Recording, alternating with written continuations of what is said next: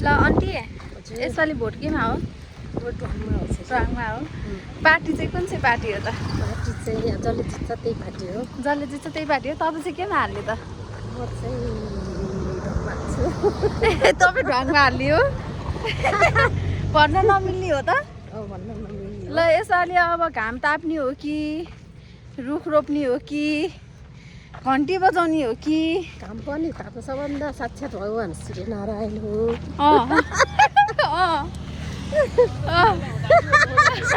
अनि अनि अनि अनि अनि अब घन्टी पनि विशेष हो। हामी शिव भक्तलाई घन्टी बजाउनै पर्छ होइन, नबजाइ हुँदैन। अनि नबजाइ हुँदैन।